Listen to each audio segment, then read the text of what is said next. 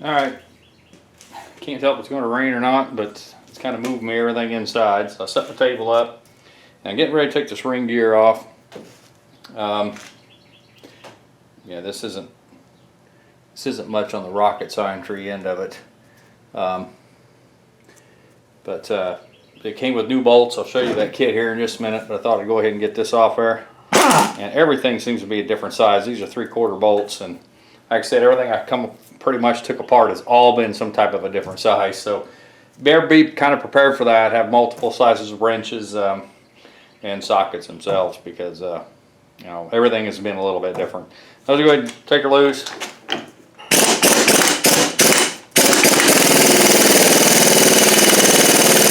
Obviously Loctited.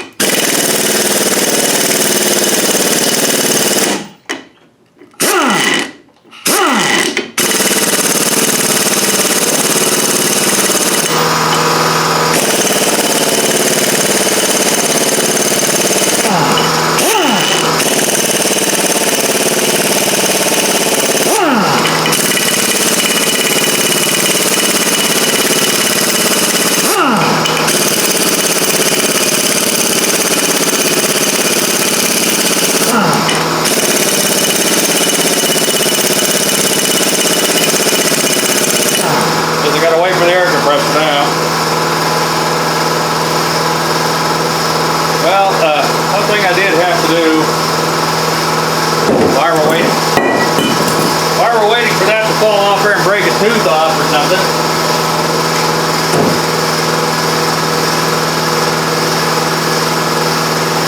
Luckily it landed on an old junk bearing, not reusing them. Or maybe it landed on that bolt, don't know. I had a hole in another project and it was sort of sitting in there. I thought it was good enough. Oh, I was mistaken. Luckily my foot wasn't under it.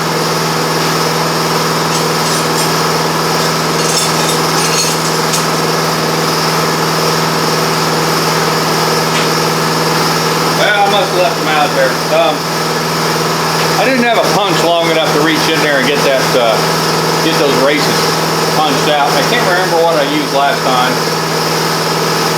I went down to AutoZone. I needed rear brake pads anyway. And let me hit the camera. Anyway, I went to AutoZone to get longer punches, and they don't have anything any longer than I had. It's about, you know, 4 or 5 inches long. You really need to reach in there. So I have one. Thank you. I have one sacrificial 3/8 drive extension that I have used to beat numerous things out. No, that is not the tool for the job. But it said Chrome Viridian on it or whatever it said, and it didn't have any other name on it, so I knew it was what I consider a throwaway. And it still wasn't quite. I couldn't reach it the way I wanted to without damaging my fingers, so I took a second one that also didn't say anything on. I've got a lot of 3/8 extensions, and so I stuck those together and was able to get both those races out pretty easy. So you know, that you got to do what you got to do sometimes.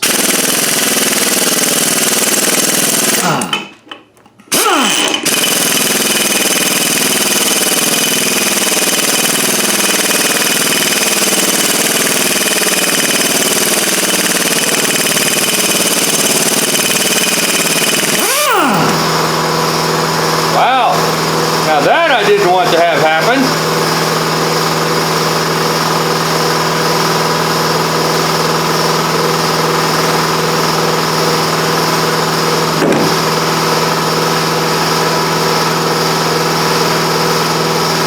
Well, that's not good.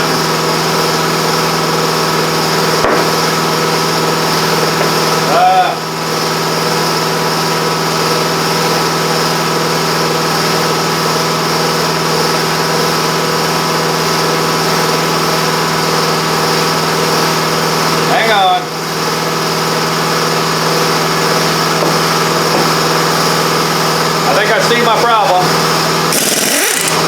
That figures.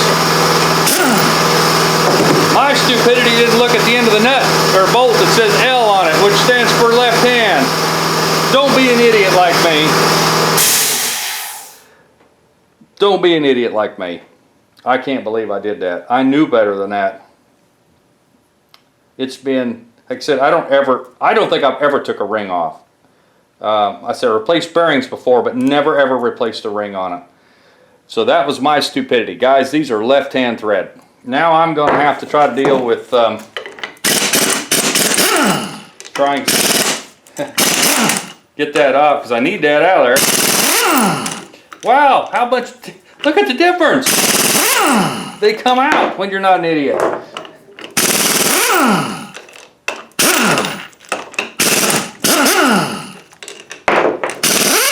Big L on it. Didn't even look. Wow. Now see, I'm still turning the wrong way. Well, I have some work ahead of me now.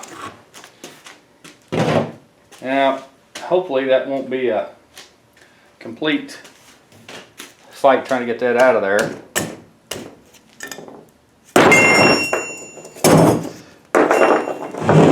That was really, really stupid, guys.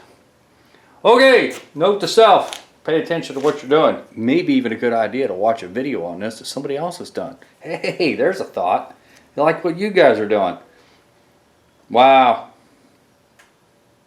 Well, the other ones came out pretty easy once I get to that point. So what I may try to do is use a small chisel.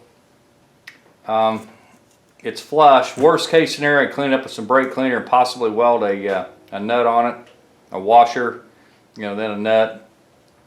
If I absolutely can't, I really don't want to do that. If I can get it out of there with a chisel or something. I bet you guys have done this before, sit there and say, no, you're turning the wrong way, stupid.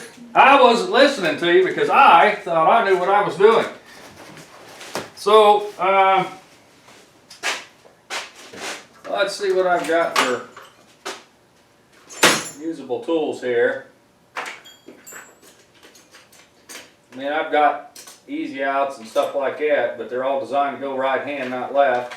I think I bought a set of left-handed stuff here, some drill bits or something here the other day. The odds of finding them are probably slim to none.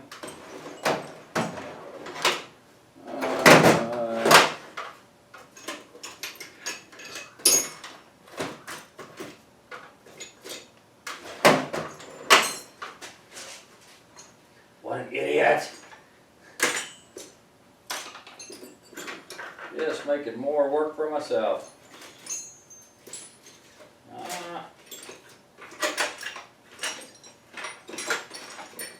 Now I was just looking in here and there were 6 of those things, I swear, small chisels, and now I'm looking in here and there's 0.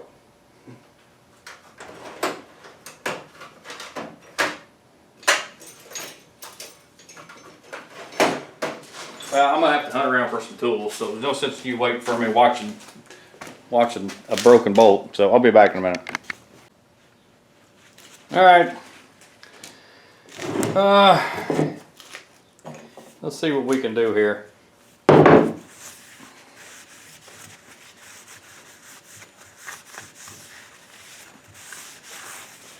Wow.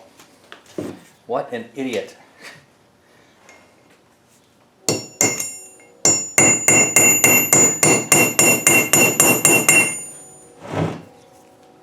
I think it's moved. I'll find a place to get a hold of it here.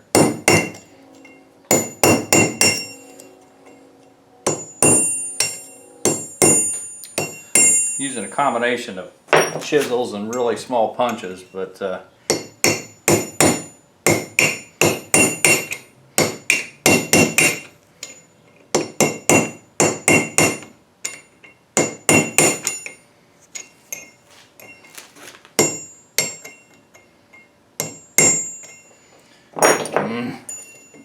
idiot.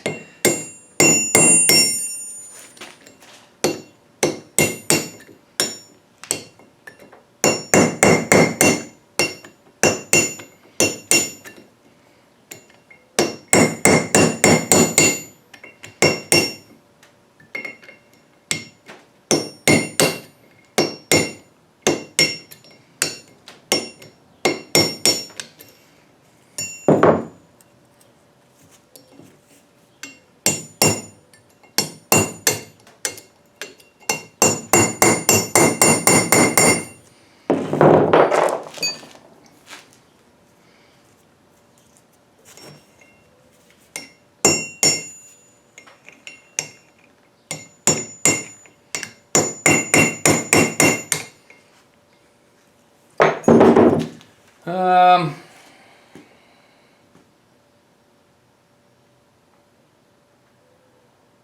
I thought it moved once.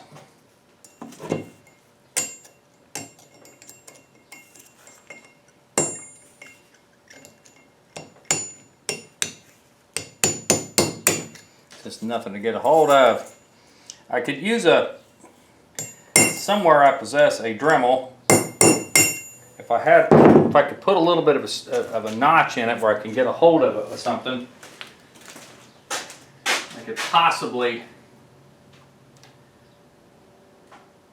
get that to release. But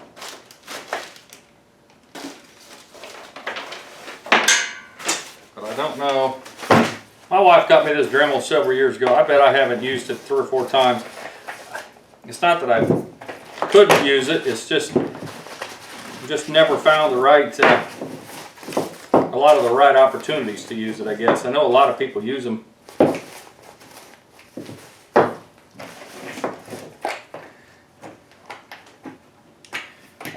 You know, for things, but I've just never been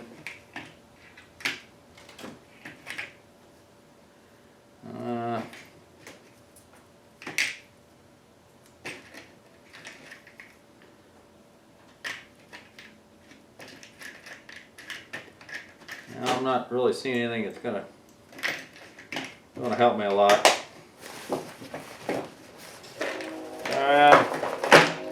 Like I said, somewhere I think I bought some left-hand drill bits, but I really don't know what I did with them.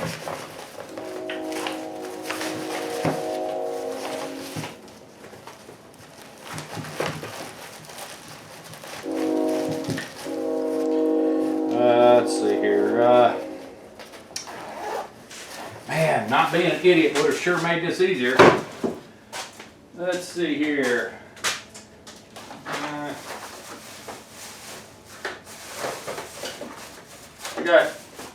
Trying to make my $20 at AutoZone seems to make me buy a lot of tools. Sometimes whether I need them or not. I don't know what that is. There's some hose clamps I went hunting the other day, couldn't find.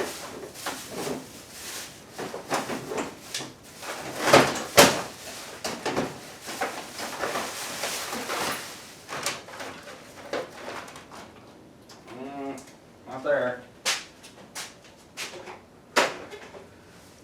Well, I'm just wasting your time, so I may bring you back on this. I may try to find something else to do here, get this out.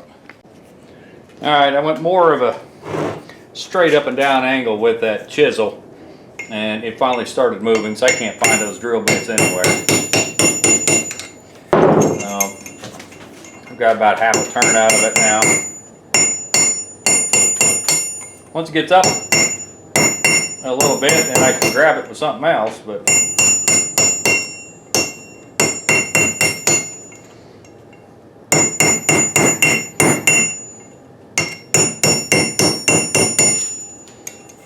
it's about a full revolution.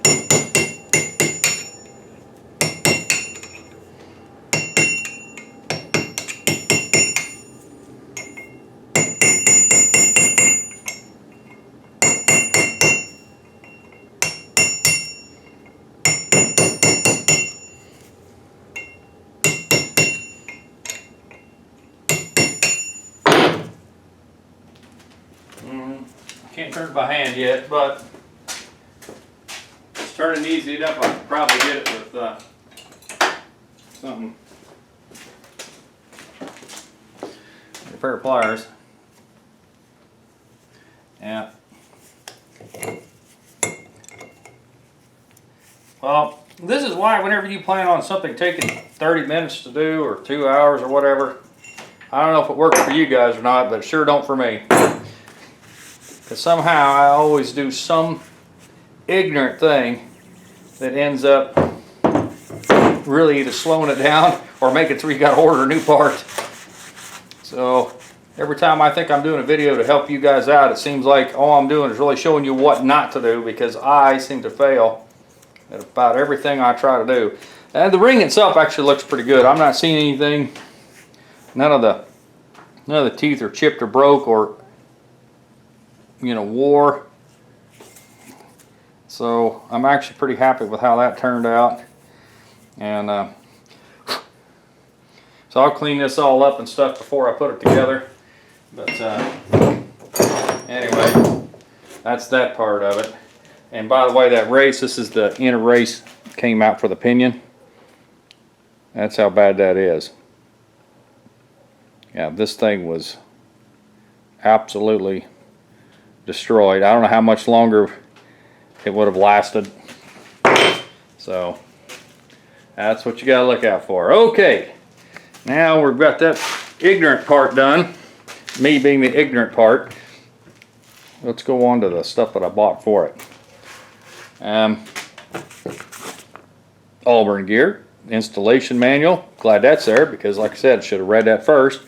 And it came with the friction additive. Some of your oils actually have it already in it, but if not, make sure you do it if you're doing something limited slip, posi, whatever they want to call it, that has clutch style of you know, everything that's run off of clutches needs, at least in this case, needs some type of friction modifier. Anyway, with that being said, here is the actual unit itself. It's very dusty. It was rolled around that box, so I'll have to clean it all up and stuff, you know, prior to installation. They put kind of like a coating on it, and then I'm assuming it's some type of oil. And then it obviously collected the box dust as the box was disintegrating under the weight of the unit. That's actually what most of what I'm seeing here anyway is box, you know, stuff from inside the box. But anyway, I'll get it all cleaned up before we do anything. And what I'm going to do is when I show you the rest of the stuff that come with it, you can see the springs, kind of how the clutch stuff works. To be honest with you, I'm not really sure how these actually work. I knew how the gub lock kind of worked, and some of the locker style works, but these are, I don't know if it's like a centrifugal deal or if it senses one spinning. I don't know how it actually knows it's supposed to, you know, I'm not going to say engage, but basically compress the clutches. I'm not really sure how that works, but it's above my pay grade. All I know is for the price, I couldn't beat it. So anyway, that's that. It's got the same bolt. Don't know if you're looking at it or not. Yeah, got that same bolt, same pin set up. Now this is going to be a lot more crucial. I'm actually going to put everything in, and once everything is bolted down and I'm happy with the way the ring is riding on the pinion and everything like that, you know, everything is said and done, then what I'll do is I'll pull this pin and allow that to fall, then slide my axles in, put the C-clips in, and put everything back together. Now this did not come with C-clips, I don't believe, so I'll have to use the ones I got. And I'm seeing all this clutch stuff in here, and I'm sure it tells me in this how I'm supposed to do it. Because like I said, they're different. It looks like I can get through right here on this side. That's probably why they left this one open and have the clutches on the other side. And so you can reach in there and put the, because mind you, this pin here in the center, I mean, you probably can't see it. That pin there in the center won't be there. So when you slide your axle in, I think you can get it in there. We'll see. I'm sure it tells me in there what I'm supposed to do, what I'm not supposed to do. So we'll figure that out in a minute. And then this came in the same kit. It has all four of the bearings. This one's under, there's the seal. The bearing's under the seal. It's got all the bolts. Good, because I snapped one, being an idiot. It comes with a brush, and the paint kind of helps you figure out. I'll show you kind of all that. And it has a crush sleeve that's also right here.